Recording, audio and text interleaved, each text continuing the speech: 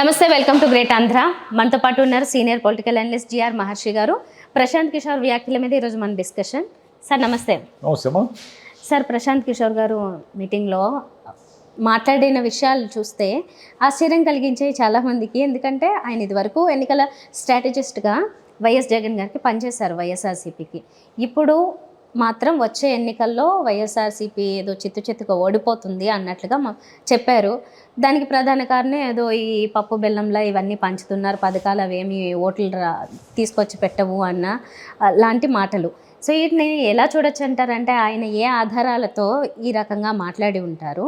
లేకపోతే ఆయన ఏమన్నా వన్ సైడ్ వెళ్ళిపోయారా? ఎలా? ఆయన దగ్గర ఏ ఆధారాలు లేవు. ఆయనే చెప్పారు ఆ విషయం. నేనేం సర్వేల ఆధారంగా కానీ ఇంకో ఆధారంగా కానీ నేనేం మాట్లాడడం లేదు, ఇది నా ఫీలింగ్ అన్నట్టుగా చెప్పారు. సరే, ప్రశాంత్ కిషోర్ అంటే ఎవరు? ఆయన ఏమన్నా అంటే జనం కోసం పనిచేసేవాడా, లేకపోతే సమాజం కోసం పనిచేసేవాడా? ఇవేం కాదు కదా.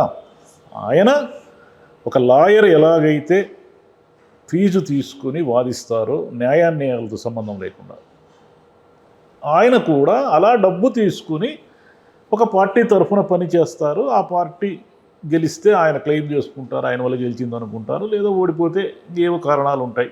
నిజానికి పోయినసారి ఆయన జగన్ గారికి పని చేసినా చేయకపోయినా ఈయన గెలిచుండేవాడు. మూడు ఆడ క్రియేట్ అయింది. కానీ ఆయన కొంత కెటలిస్ట్గా పనిచేసి ఉండొచ్చు కూడా. అంటే ఆయన ఏదో కొంత ఈయనకి ఇంకొక 10-20 సీట్లు అదనంగా వచ్చేలా ఆయన ఏదైనా చేసి ఉంటే కూడా చేసిట్టాడు. ఇప్పుడు ప్రశాంత్ కిషోర్ పరిస్థితి ఏమిటంటే, మొన్న తెలుగుదేశం చంద్రబాబు నాయుడు గారితో కలిశాడు. ఆయన కలిసిన తర్వాత నేను ఎవరికి పని చేయను అన్నాడు. ఇప్పుడేమో సడన్గా జగన్ భారీగా ఓడిపోతున్నాడు అని ఒక స్టేట్మెంట్ ఇచ్చాడు. అయితే దీన్ని పూర్తిగా తోసి పారేసి అది ఆయన ఏదో మోసగాడు, ఆయన ఏదో దగాకోరు, ఇది అది ఏమీ అనక్కర్లేదు. ఇక్కడ ఎందుకు అనక్కర్లేదంటే, ఈరోజు ఏ వైసీపీ వాళ్ళు అయితే ప్రశాంత్ కిషోర్ వేస్ట్ బచ్చా, అతనికి ఏం లేదు, సీన్ లేదు అని తిడుతున్నారో, ఇదే వైసీపీ వాళ్ళు గతంలో ప్రశాంత్ కిషోర్ భుజాన మోశారు కదా. మీరే డబ్బులు ఇచ్చి ఐపాక్ టీంతో వర్క్ చేయించుకున్నారు కదా. చంద్రబాబు టీడీపీ వాళ్ళు ఏమంటున్నారు? జగన్ పని అయిపోయింది చూసారా, ప్రశాంత్ కిషోర్ అంతటోడు జోష్యం చెప్పేశాడు, ఆయన అన్నాడంటే దానికి చాలా సీరియస్ ఉంటుంది, ఆయన ఏదో ఊరికే అని ఉన్నాడు, ఆయనకి ఏదో ఒక అబ్జర్వేషన్ ఉంటుంది, ఇలా చెప్తున్నారు తెలుగుదేశం వాళ్ళు. వీళ్ళు నిన్న మొన్నటి వరకు వీళ్ళు ఏమన్నారు? ప్రశాంత్ కిషోరు అనేవాడు దొంగ, కోడికత్తి డ్రామా ఆడిచ్చిందంత అతనే, ఆంధ్రప్రదేశ్ని కులాల వారీగా సామాజిక వర్గాల వారీగా రెండుగా చీల్చేసిన దాంట్లో ఈ కుట్రలో ప్రధాన భాగస్వామి ఇతను అని తిట్టినోళ్ళే కదా. మరి మీకు అనుకూలంగా వచ్చేస్తేనేమో అతను ఒక అద్భుతమైన విశ్లేషకుడు. ఇద్దరినే చెప్తున్నాను నేను, ఇరువైపుల గురించి మాడుతున్నాను. మీకు వ్యతిరేకంగా వస్తేనేమో అతను ఒక వేస్ట్. ఈ రెండు ఎలా కుదురుతాయి? అతని దగ్గర ఏదో కొంత విషయం అయితే ఉంది. విషయం ఏమీ లేకుండా ఆయన మోదీ ఇంతమందికి పనిచేస్తాడా? అంటే ఒక ఆర్గనైజింగ్ కెపాసిటీ ఉంది అతనికి. రాజకీయంగా ఒక పార్టీని కొంత గెలుపు దిశగా తీసుకెళ్ళి, గెలుపు అంటే కేవలం వ్యూహాలు, ఏవో అద్భుతమైన తెలివితేటలు, సర్వేలు, వీటి ఆధారంగానే గెలిచేటట్టుంటే ఈ దేశంలో ప్రజాస్వామ్యం ఎప్పుడూ పోయిండేది. ప్రజలు వేరే చాలా తెలివిగా ఉంటారు ప్రజలు. కాబట్టి ఇప్పుడేమంటున్నాడంటే ఆయన కీలకమైన ప్రశ్న లేవదీశాడు. సంక్షేమ పథకాలు పప్పు బెల్లాల్లాగా పంచుకుంటూ ఇంట్లో కూర్చొని బటన్ నొక్కుతూ ఉంటే ప్రజలు ఓట్లేయరు, ప్రజలు తిరస్కరిస్తారు అని అంటున్నాడు ఆయన. సంక్షేమ పథకాలకు సంబంధించి ఆయన జగన్ గారు చెప్పినప్పుడు కానీ ఈ ఇన్నేళ్లలో ఈయన ఇస్తున్నప్పుడు కానీ ఎప్పుడైనా మీరు చెప్పారా? మీరు హెచ్చరించారా? ఈరోజు మీకు వాళ్ళతో ఏదో చెడింది కాబట్టి మీరు ఏదో ఐపాక్ టీం నుంచి బయటకు వచ్చారు, మీ టీంలో ఉన్న వాళ్ళందరూ వైసీపీ తరఫున పనిచేస్తున్నారు కాబట్టి ఏదో ఫ్రస్ట్రేషను, ఏదో మీకు వాళ్ళకంటే వ్యక్తిగత తగాదా. ఇక్కడ ప్రజాక్షేమం ఏమీ లేదు, ప్రజల నాడి కానీ ప్రజాక్షేమం ఏమీ లేదు. ఊరికి మీకు ఆయనకి ఏదో వ్యక్తిగత తగాదాల వల్ల ఆయన ఓడిపోతున్నాడు అని అన్నారు. కాబట్టి ఆయన మాటల్ని పెద్దగా మనం విలువ ఇవ్వక్కర్లేదు. కానీ ఆయన మాటలో కొన్ని వాస్తవాలు ఉన్నాయి. ఏమిటంటే ఆ వాస్తవాలు, వైసీపీకి కానీ జగన్ గారికి కానీ వ్యతిరేకత అయితే ఉంది. దీనికి ఏమి ప్రశాంత్ కిషోర్ వచ్చి చెప్పాల్సిన పని లేదు మనకు. అంటే ఏ ప్రభుత్వానికైనా ఉంటుంది కదా వ్యతిరేకత, డెఫినెట్గా ఉంటుంది. అదే రూలు ఇక్కడ కూడా ఉంటుంది. వీళ్ళు అనుకున్నట్టు బలం పెరిగింది, మేము ఏమేమో ఈసారి అద్భుతాలు చేస్తామని ఊరికే అంటుండొచ్చు కానీ వైసీపీ నాయకులైనా వాళ్ళకు కూడా తెలుసు, వాళ్ళకు కూడా అంతర్గతంగా నిజంగా నిజాలు మాట్లాడాల్సి వస్తే ఇంతకు మునుపున్నంత బలం మనకు లేదు, ఇంత మునుపున్నట్టుగా యువత మన వైపు లేరు, ఇంత మునుపున్నట్టుగా క్యాడర్ మన కోసం సూసైడ్ స్క్వాడ్ లాగా పనిచేసే మూడ్లో లేరు, ఉద్యోగులు మన వైపు లేరు, టీచర్లు మన వైపు లేరు, ప్రభుత్వ పెన్షన్దారులు మన వైపు లేరు. మద్యానికి సంబంధించి చాలా అంటే తాగుబోతులు డిసైడ్ చేస్తారా, తాగుబోతుల మాటకు విలువ ఉంటుందా అనేది పాయింట్ కాదు. ఇక్కడ తాగుబోతులు చేసింది ఎవరు? ప్రజల్ని ప్రభుత్వాలే చేశాయి.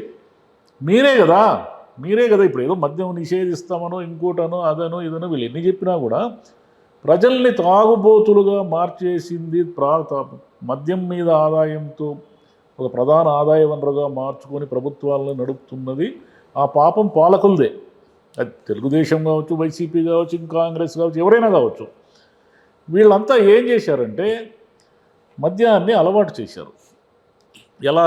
ఇప్పుడు కూడా ఈవెన్ టుడే రేపు ఎన్నికలు వస్తాయి కదా, ఏ పార్టీ వాళ్ళైనా సరే జన సమీకరణలో మద్యం పంచకుండా, సరే డబ్బు సంగతి పక్కన పెడదాం, మద్యము బాటిల్ ఇవ్వకుండా జనాన్ని రప్పించుకోగలుగుతారా? రప్పించుకుంటున్నారా?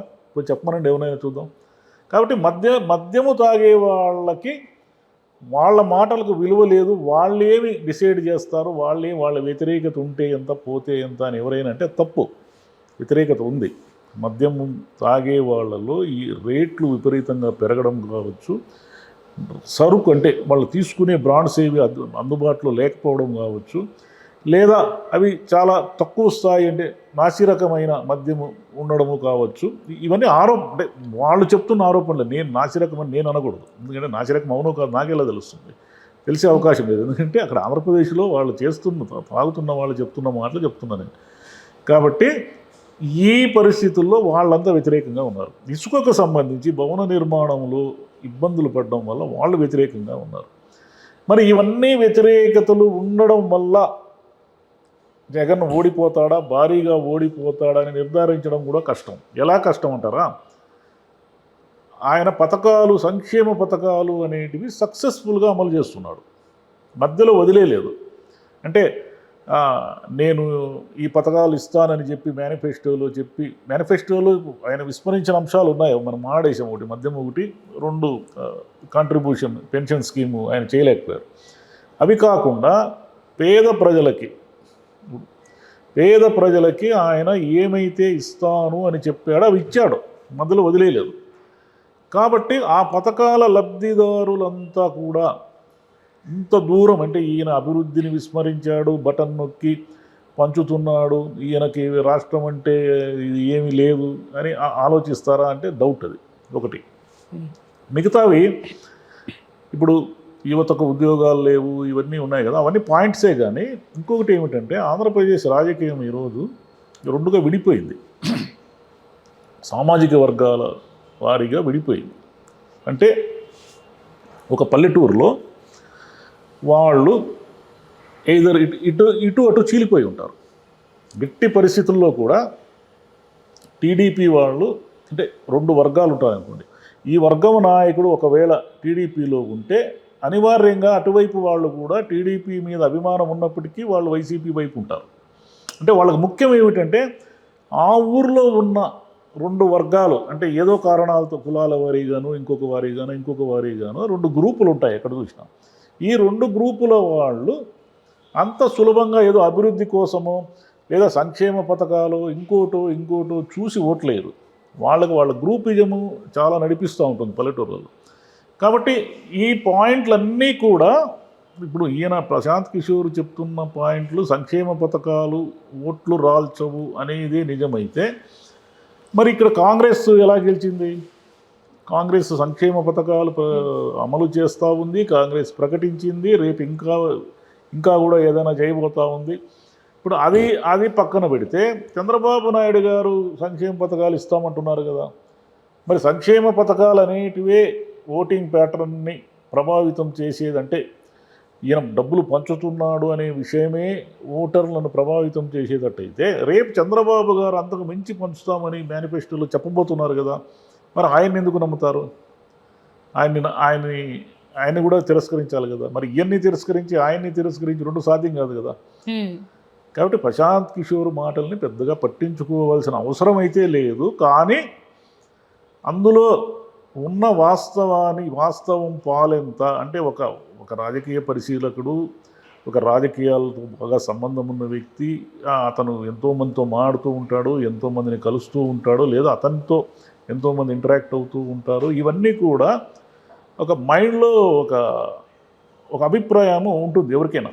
ఇప్పుడు ఉదాహరణకి మొన్న తెలంగాణలో ఎన్నికలు జరిగినప్పుడు ఊరికే నేను ఎప్పుడైనా ఆటోలో పోయినా, క్యాబ్లో పోయినా, లేదా ఎక్కడైనా ఎవరైనా మనకు పరిచయం అంటే నేను చిన్న వాళ్ళని అడిగేవాడిని, ఎవరికి వేస్తావు ఈసారి ఓటు అని. బయటి ప్రాంతాల నుంచి హైదరాబాద్కు బతకడానికి కూర్చుంటారే, అంటే వాళ్ళు ఓటు వేయడానికి మహబూబ్ నగర్కో లేకపోతే ఆదిలాబాద్కో వెళతారు. వాళ్ళంతా ఏం చెప్పారంటే 2 సార్లు సారుకు వేసాము, ఆయన కేసీఆర్ గారిని సార్ అనే గౌరవిస్తారు వాళ్ళు ఓటు వేయకపోయినా సరే కేసీఆర్ గారి పట్ల వాళ్ళకి అభిమానం అట్లనే ఉంది చాలా వర్గాల్లో. వాళ్ళు ఏమంటారంటే సారుకి 2 సార్లు వేసాం సార్, ఈసారి కాంగ్రెస్కి వేయాలనుకుంటున్నాం అన్నారు. ఇక్కడ హైదరాబాద్లో ఇక్కడ నివాసం ఉంటున్న వాళ్ళు, అంటే పరాయి ఊర్ల నుంచి వచ్చి కాకుండా లోకల్స్ ఏం చెప్పారంటే హైదరాబాద్ కొంచెం సిటీ సార్ డెవలప్ చేశాడండి, ఈసారి బీఆర్ఎస్కి వేస్తామన్నారు. అంటే ఈ ఒక 4, 5, 10 మంది 20 మందితో మాడేది ప్రజల నాడి అని నేను అనను, కానీ మనకు తెలుస్తూ ఉంటుంది, ఏదో పల్స్ చెప్తూ ఉంటుంది మనకి. ఎక్కడైనా ఒక టీ కొట్టు దగ్గర ఒక 10 మంది పాలిటిక్స్ మాడుతూ ఉంటే వాళ్ళ మాటలను జాగ్రత్తగా గమనిస్తే మనకు చాలా విషయాలు అర్థమవుతూ ఉంటాయి. సార్, ఆ మాటకు వస్తే తెలంగాణలో ఆ విషయంలో కొంచెం క్లారిటీ మనకి తెలిసేలాగే అనిపించింది, కానీ ఆంధ్రాలో అలా ఉందంటారా? ఇంకా తెలుస్తుంది, కొంచెం టైం ఉంది. తెలంగాణలో వీళ్ళంతా ఎప్పుడు బయటపడడం స్టార్ట్ చేశారు, నోటిఫికేషన్ వచ్చేసింది, ఎన్నికలు వచ్చేసినాయి అన్నప్పుడు ఓపెన్ అవుతూ వచ్చారు. ఆంధ్రప్రదేశ్లో ఇంకా నోటిఫికేషన్ కానీ ఇంకా 3 అంటే వచ్చేసింది 3, వాళ్ళు కూడా బయటపడతారు. ఏమీ లేదు, సింపుల్ లాజిక్. ఈ పథకాలు ఆయన్ని గెలిపిస్తే పథకాలే గెలిపిస్తాయి. సరే, మిగతా ఇవన్నీ ఈ సామాజిక వర్గాలు ఇవన్నీ పక్కన పెడితే పథకాలు బలంగా పనిచేస్తే ఆయన గెలుపు దిశగా వెళ్తాడు. లేదు, పథకాలు లేదు, ఏమీ లేదు, మనకి ఏదో ఒకసారి ఈయనకు అవకాశం ఇచ్చాము, మనం అనుకున్నంతగా మనం ఫ్రూట్ఫుల్ కాలేదు అని కనుక అనుకుంటే వాళ్ళకి ఇక్కడ ఆప్షన్ ప్రాబ్లం ఒకటి ఉంది. ఇక్కడ 10 ఏళ్ళు చూశారు కాబట్టి కాంగ్రెస్ కూటేశారు. ఇప్పుడు చంద్రబాబును నిన్న మొన్నే చూశారు వాళ్ళు, 2019 వరకు చంద్రబాబు గారిని చూశారు. ఇప్పుడు మళ్ళీ చంద్రబాబు గారికే ఓటేయాలి. పోనీ పవన్ కళ్యాణ్ అనే ఆయన విపరీతమైన ప్రభావితం చేస్తాడా రాజకీయాలంటే ఆ నమ్మకం ఎవరికీ లేదు. అంటే పవన్ కళ్యాణ్ రాజకీయాలు అంటే పిల్లలు ఫ్యాన్స్ వీళ్ళు నమ్ముతారు, యువత వీళ్ళంతా కూడా వాళ్ళు ఏం పెద్ద లాజిక్లు అడగరు కాబట్టి వాళ్ళు పవన్ కళ్యాణ్కి ఓటేద్దామనో పవన్ కళ్యాణ్ వస్తే ఏదో జరుగుతుందని అనుకోవచ్చు. కానీ పవన్ కళ్యాణ్ గారు రేపు రాజకీయాల్లోకి వచ్చి అంటే బాగా ఒకవేళ గెలిచి ఆయన రాజకీయాలంతా మార్చేస్తాడు అనే నమ్మకం అయితే ఎవరికీ లేదు. కాబట్టి జగన్ వద్దనుకుంటే చంద్రబాబే ఆప్షన్. అంటే పెద్ద తేడా ఏం లేదు. ఈయన గతంలో చాలా కాలం పరిపాలించాడు, చాలా చేశానని చెప్పాడు కదా, ఉద్యోగాలు ఇస్తాను, అవి ఇస్తాను అన్నాడు, కానీ ఆయన ఏమి ఇవ్వలేదు కదా. కాబట్టి ఈసారి ఎన్నికలు జగన్ గారు కావాలా వద్దా అనే ప్రాతిపదిక మీద మ్యాక్సిమం జరుగుతాయి కాబట్టి దాని మీద ఓటర్లు ఎలా డిసైడ్ అవుతారు అనేది మనం చూడాలి. ప్రశాంత్ కిషోరు అలా ఓపెన్గా మాట్లాడి ఉండకూడదు, ఎందుకంటే అతని మాటలు ప్రభావితం చేస్తాయని అతనికి తెలుసు కదా. రేపు 2 నెలలు ఎన్నికలు పెట్టుకుని జగన్ ఓడిపోతాడు అని ఒక పాసింగ్ కామెంట్ వదిలేస్తే దాని మీద ఒక దుమారం లేస్తుంది అనే విషయం తెలియనంత అమాయకుడేం కాదు కదా అతను. కాబట్టి అతను చంద్రబాబును మొన్న కలిసేసి వచ్చి జగన్ ఓడిపోతాడు అని చెప్తే అది నిజంగా ఆయన నిశ్చితమైన అభిప్రాయం కూడా కావచ్చు, కానీ మనకు అనుమానాలు వస్తాయి కదా. ఇదేదో వ్యూహము కుట్ర, దీని వెనక ఏదో ఉంది, ఆయనతో అలా చెప్పించడం వెనక అనే డౌట్ ఎవరికైనా వస్తుంది. ఓవరాల్గా ఆయన తన విలువను పోగొట్టుకునేసాడు ఎప్పుడు.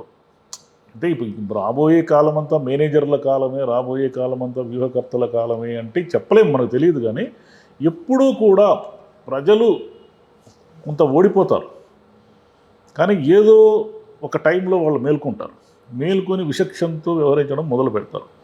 ఆ విచక్షణతో వ్యవహరించేటప్పుడు ఒక్కోసారి తారుమారు చేసేస్తారు రిజల్ట్స్ అన్నిటిని. అది చూడాలి మరి మనం వాళ్ళు ఎలా ఉంటారు, ఏం చేస్తారు అనేది చూడాలి. కాకపోతే ఏ ప్రభుత్వం వచ్చినా సరే సంక్షేమ పథకాలు అనే ఈయన బటన్ నొక్కడం అనే దాన్ని ఊరికే కామెడీగా అంటున్నారు, కానీ రేపు చంద్రబాబు వస్తే కూడా బటనే కదా నొక్కాలి. ఆయన పోయి డబ్బులు ఇస్తాడా ఇంటింటికి పోయి? ఇవ్వడు కదా.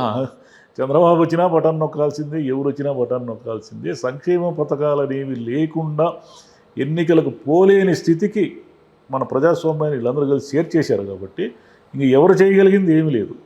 ఒకటి మీరు డబ్బులన్నా సంపాదించన్నా ఖర్చు పెట్టాలి, లేదంటే ఉన్న డబ్బులన్నీ ఇచ్చేసి అప్పులన్నా చేయాలి. ఇప్పుడు జగన్ అప్పులు చేస్తున్నాడు అనేదే ప్రాబ్లం. రేపు చంద్రబాబు అయినా అప్పులే కదా చేస్తాడు. ఆయన ఎలా సంపద సృష్టిస్తాడని ఎవరు అడగరు. రైట్.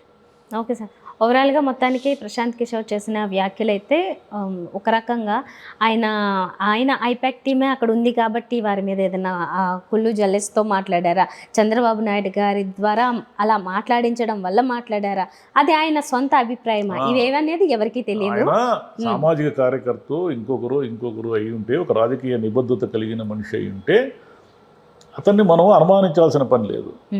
కానీ ఆయన డబ్బుల కోసం పనిచేసే ఒక వ్యాపారస్తుడు.